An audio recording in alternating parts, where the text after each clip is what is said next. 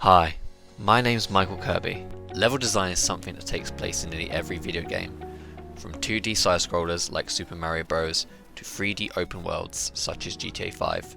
With level design, there are tools and techniques being used that influence players' experiences, whether we are aware of them or not. Welcome to my mini-series on level design, Untold Tricks. In these videos, we will be taking an in-depth dive into untold tricks and techniques that are being used in level design. I will be breaking down case studies of where these tricks are being used and to what effect.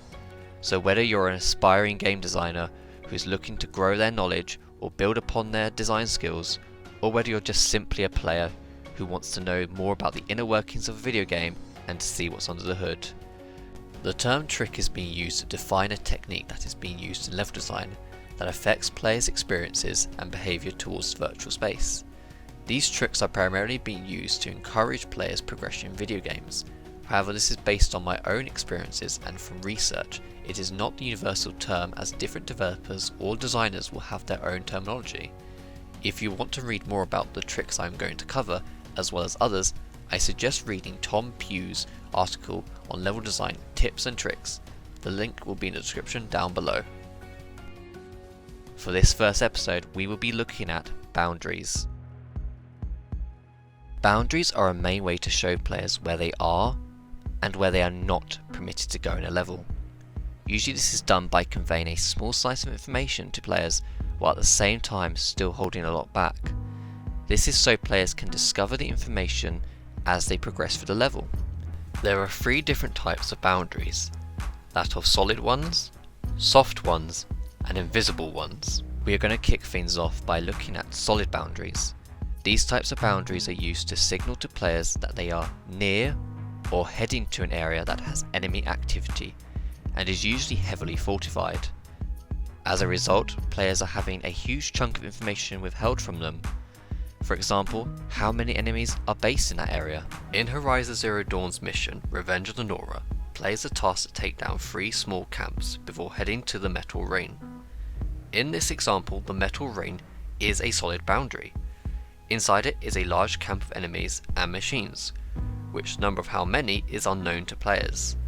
This boundary is used to keep players out until they have completed the task of taking down the 3 smaller camps. As they do this, they will encounter enemies in the small camps that will then appear in the Metal Rain, be it at a much larger scale.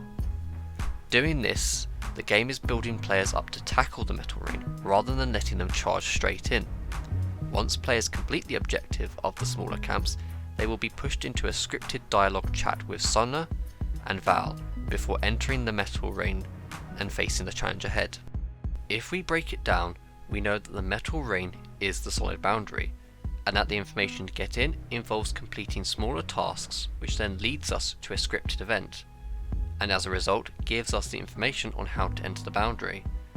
The boundary here is being used to control players' experiences and pushes their progression forward, while keeping the element of surprise of what players will encounter inside the rain. It's a strong example of how a solid boundary can work to convey a sense of the unknown and through a controlled scripted event. The Hitman franchise is a strong example of using solid boundaries. In Hitman 2, players will come across areas with lots of enemy activity. Players then can find fun and challenging ways to get in, and there are always different types of information on how to gain access to these boundaries, whether it be via disguises, lockpicking, or stealthily taking down guards at the right moments. These are your forms of information, and they can be used to progress with the mission. So we can see that solid boundaries are about keeping players surprised and essentially in the dark about activities or the content they are hiding, and pushes their progression forward. The opposite to solid boundaries are soft boundaries. These boundaries are used to allow players to see through them, and are used to draw them into an area, allowing them to gather more information on what's going on and how to get into that zone. Soft boundaries can be fenced off areas or windows, as seen recently in the Resident Evil 3 remake. In the start of the sewer level, we can see a soft boundary at work. Here, players can see into the room that holds a collectible upgrade that is visibly lit, giving players the information of what is inside the room. Again, similar to a solid boundary, it's all about information. Information is key to players, except here, rather than keeping players in the dark, they are being given a slice of what to expect and in this case what to find. This example also uses other techniques of lighting and collectibles, which helps entices players to find a way into the room. And for those eagle-eyed players, if they move close enough towards the soft boundary, they will be able to see a door, giving them the further information on how to get in, but still restricting it to not telling players where or how to access it.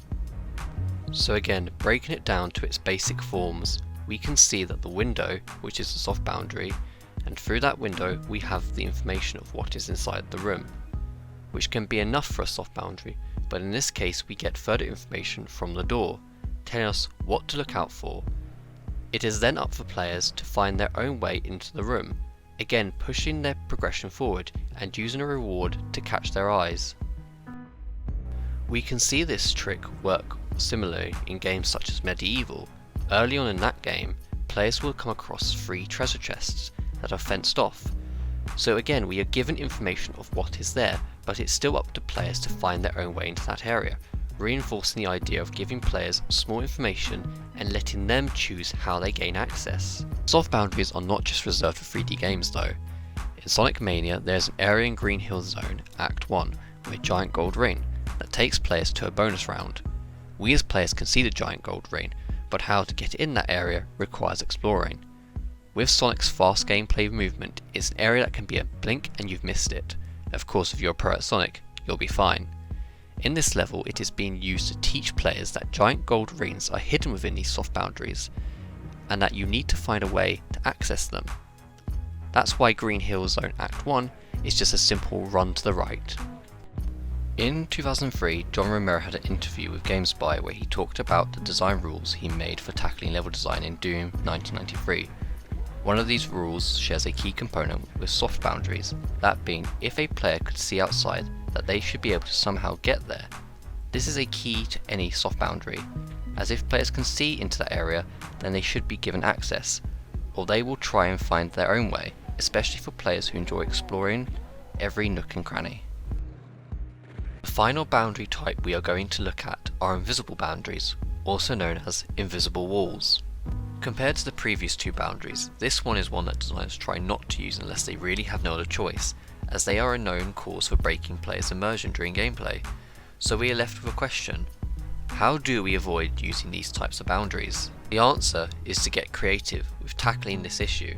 Games like Batman Arkham City, Journey, and Jak and Daxter use the world to intervene when players start to go out of bounds. In Arkham City, when Batman glides out, a strong gust of wind will turn him around and send him back towards the city. Equally, Journey has a similar solution, where the desert and wind will blow players back onto the main path. And in Jak and Daxter, when players swim out far out to sea, a lurker shark will swim up and quickly swallow them whole. These ways are creative and don't break the immersion as they are part of the game's world. Resident Evil 2 takes a different approach by having the character you play as intervene. At the start of the game, when players try to walk away from the petrol station, Leon and Claire will automatically turn around as if players were making the choice to do so, and usually accompanied by some form of dialogue explaining why they can't walk that way. Here, invisible boundaries are used to restrict players and not used to push their progression forward, but instead these boundaries are to stop players at all costs, usually because there is nothing else there to explore or to find. If you can think of any other games that use creative ways to stop players going beyond a certain point without using invisible walls or boundaries, then comment below and let me know, and I'll be very interested to see what you come up with. We have learned that both these boundaries can be used to indicate, push gameplay progression, or restrict access to players. Of course, these tricks are just simply tools for level designers, and not every level requires these types of boundaries.